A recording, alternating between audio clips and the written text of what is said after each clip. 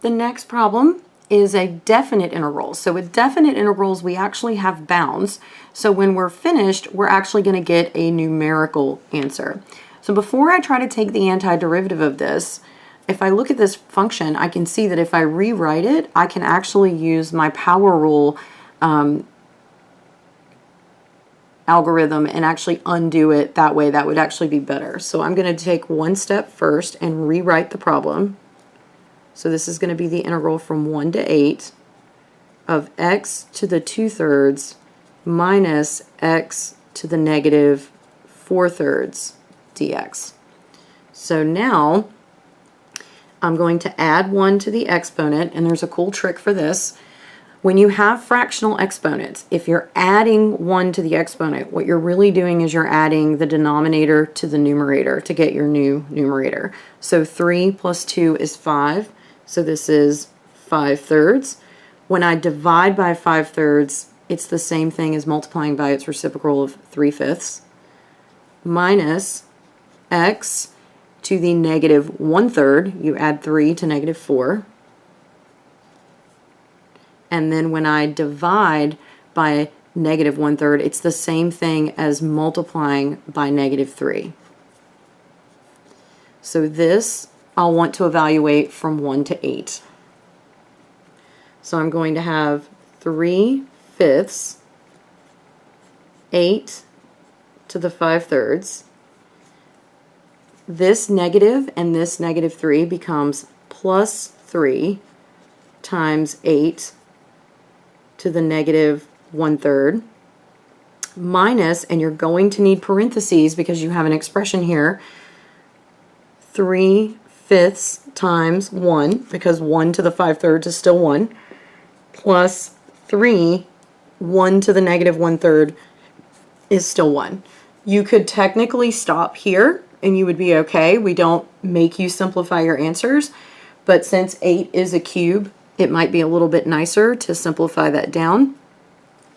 So 3/5, the cube root of 8 is 2, and then 2 to the 5th is 32. The cube root of 8 is 2, so this negative exponent actually means the 2 goes in the denominator. And then we have minus 3/5 minus 3. So that's about as far as I would want to take it on an exam.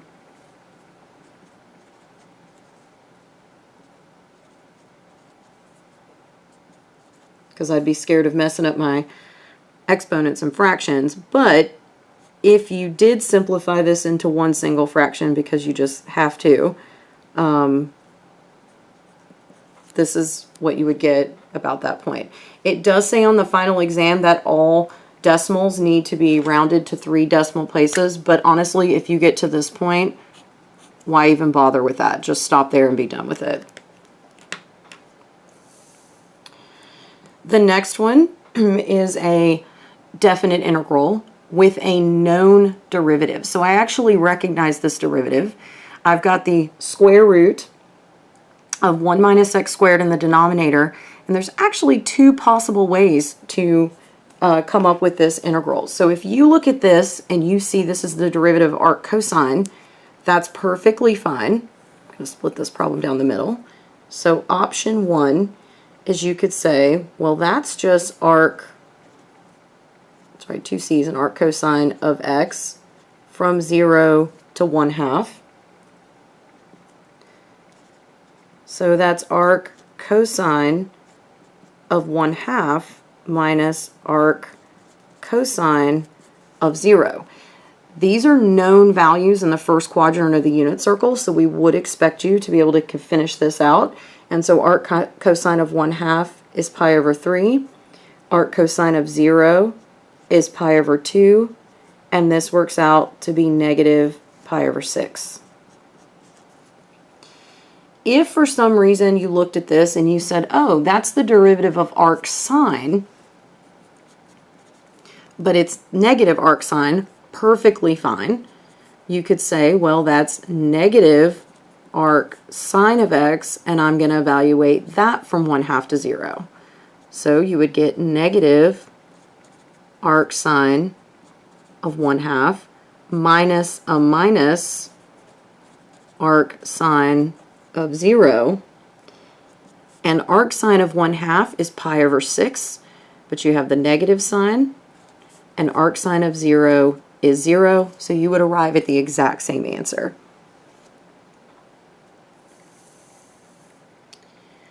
The third part of the problem looks very confusing, right? You got sines and cosines and e's all mixed together. So this is going to be a u substitution problem. Now, when you're selecting your u in a problem like this, you have to make sure that your u and your du is correct. So be very, very careful if you try to include e in your u, because we all know that the derivative of e comes right back. So if you don't have two e's in the function to give up, one for the derivative and one for the u, then you probably don't want to include e. But if I look here, I see, well, I have a cosine and I have a sine, and I know that the derivatives of those two functions turn into each other. And the goal here is to write a new integral so that way we can look at it and just take the antiderivative very quickly. So e to the u is very easy to differentiate. It's very easy to anti-differentiate. So I'm going to try and pick cosine of 4x to be my u.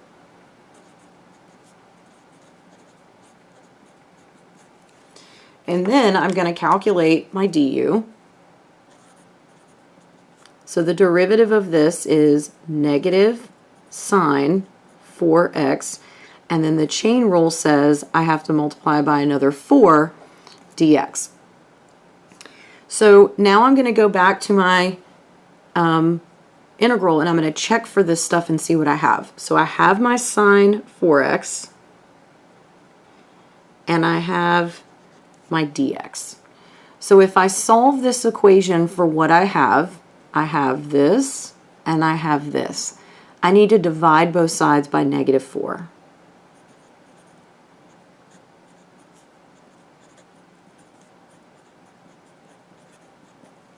Now I'm ready to translate my integral. So the indefinite integral is going to be e to the u, and then my sine 4x dx is du times negative 1/4. So I'm going to bring that constant out front. But my first integral had bounds. If you write 0 pi over 4 here, it is wrong, okay? Because this notation right here says that this is all expressed in variable x. So it is implied that this is saying x equals 0, x equals pi over 4. We don't write it because it's cumbersome notation to write. So if you try to put 0 to pi over 4 in this integral, what you're really saying is u equals 0 and u equals pi over 4 because of the du, and that is just simply not going to be true. So we can adjust our bounds, and the bounds are easily adjusted, and we use our u equation in order to do it. Pick a nice contrasting color. I'll try purple. So when x is 0, we just simply plug 0 into for x in this equation. So cosine of 0 is 1. So the new bound on the bottom is 1. When x is pi over 4,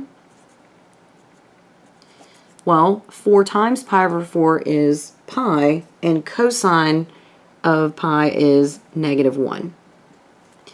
So these bounds are actually out of order, right? We like to integrate from low to high to make the fundamental theorem of calculus function properly.